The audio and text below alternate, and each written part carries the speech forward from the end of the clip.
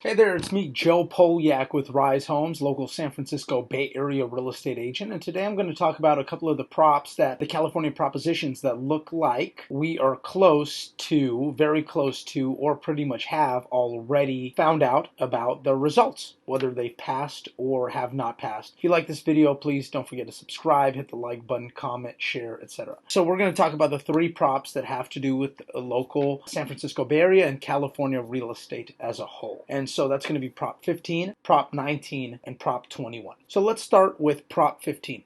So it looks as though Prop 15 has been rejected and has failed. So let's scroll up. So we're going to look at this article, Los Angeles Times, and essentially what Prop 15 was going to be sort of like a partial repeal of Prop 13, which was passed in the 70s, that basically put a cap on how much property taxes can be increased by every year to, I think, a maximum of 2%. So with the continued increase in home prices going up way more than 2% per year since that time, essentially what that's done is that people's assessed property taxes are much, much lower than their fair market value if they bought their home a long time ago. So for example, somebody who bought their house in the 70s for $100,000 is paying property taxes on a property that's worth, let's say, $250,000. My math could be completely off, but somewhere very low like that. While the property is likely worth over $1 million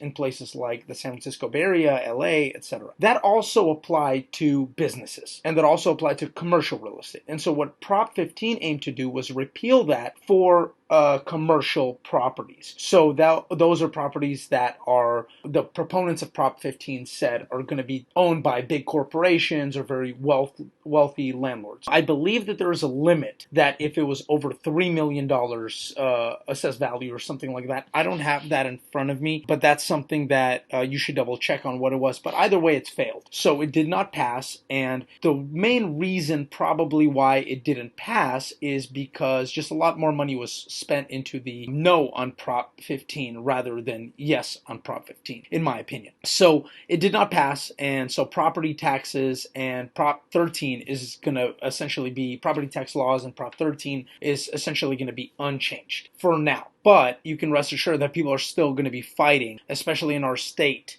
a very progressive, left-leaning state. People are going to be fighting to increase property taxes in some way. So you can be sure that probably in the next 2 years, definitely 4 years, we're going to see something very similar on the ballot, maybe just phrased a little bit differently. Then we have Prop 19. And so this is a law firm's website, but I was going to jump on a couple of other things. Prop 60 and Prop 90, which I believe were passed in the 90s, I believe. Basically, they say that, hey, look, if you bought your property, let's say, for $100,000, and now it's assessed at $250,000, but it's worth 1.5, and you want to sell that property. Well, there's a thing called Prop 60 that if you buy a house in the same county of equal or lesser value, that's also you're selling your primary residence and then buying another primary residence, you can carry over your property taxes with you. Prop 90 extended that just a little bit further to allow you to carry that over to other participating counties, but there's only 11 of them. It looks like right now the Prop 19 most likely is passing. So let's just pop open a quick article here. Basically, it looks like Prop 19 will be passing, and what it has changed is its extended ability to carry over your property taxes on your primary residence from 1 time to 3 times if you're 55 years or older. So basically, you can sell your property in California. $100,000 you paid for it, $250,000 is the assessed value, the market value is 1.5. You can sell it and you can buy a property in any county for equal or lesser value, and you can carry over your property taxes with you 3 times if you're over the age of 55. However, since California is very progressive, very left-leaning, why would they just allow a way to lower potential property taxes? Well, they won't. There's a large elderly and homeowner population in California that did vote for this, but you also have to account for the large renter population and the higher tax group of voters. And so what they did is they offset it in a way that Prop 19 had that stipulation, the extension of Prop 60, but also had a little caveat that basically says that it ended a little bit of a loophole, that before this law went into effect, if you owned a property, or you owned many properties, and you left them to your children, and you bought those properties again in the 70s for $100,000, has very low assessed value, and they're paying very low property taxes on it, and you pass away and you leave that to your children, they keep those property tax assessments, so they pay those. This new law that looks like it's passing, Prop 19, is it's basically changed it so that now it gets reassessed at the new value. So definitely if it was an investment property and not a primary residence. The only caveat with that is if it is a primary residence, then let's say a mother passed away and left her son the property.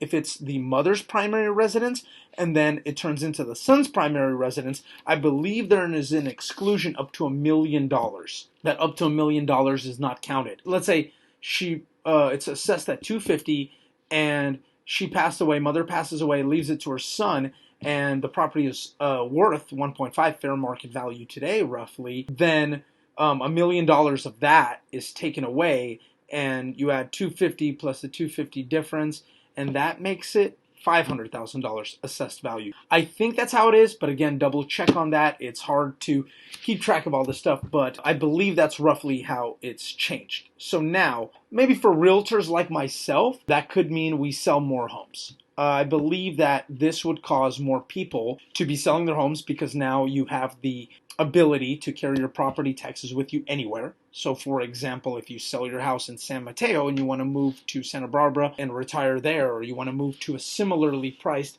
area that's a little bit further out, or even a lower priced area but it's still above what your property taxes are. So for example, you bought your place for $100,000, assessed at around $250, you sell it for $1.5 and then you buy a place for $750, you're still paying property taxes on the $250, and you could do that 3 times. So I think that's going to cause a number of people more to sell than otherwise would have, because that is holding a lot of people at their homes. They don't want to pay a higher property taxes by buying a new property. So I've personally know several people that are celebrating this win, and it will likely cause a lot of people that inherit properties that don't want to pay this, very high reassessed property tax. For example, somebody who's paying like under $3,000 in property tax, mom passes away, leaves them the property, it's worth $2 million, and now they're going to have to pay property tax on a $2 million property. And if there's multiple of those, they're going to sell maybe 1 or 2 that they otherwise would not have. So I think what this will equate to is a little bit more inventory hitting the market. I'm not sure what it's going to do. All these analysts look at this stuff, so I'm not sure what it's going to do for our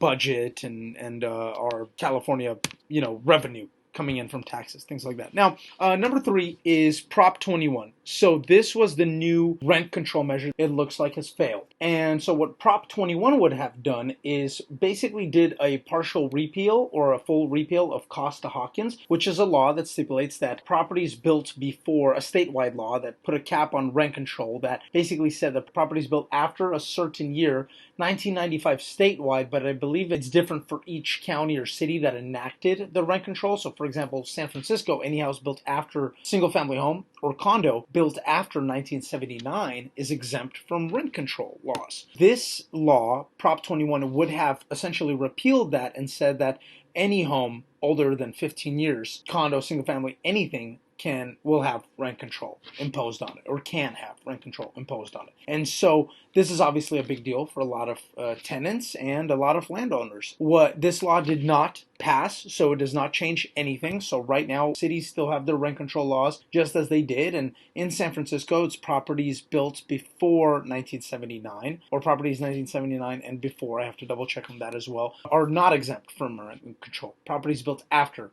1979 are exempt from rent control for single family homes and condos. I hope this video was helpful. If you have any questions, I really hope that you reach out to me, but also please don't forget to subscribe to my channel, hit the like button, comment, just interact with me, and share this video to your friends and family, anybody who's interested in getting any more information about the local San Francisco Bay Area real estate market. I look forward to the next video. See you soon. Thanks again.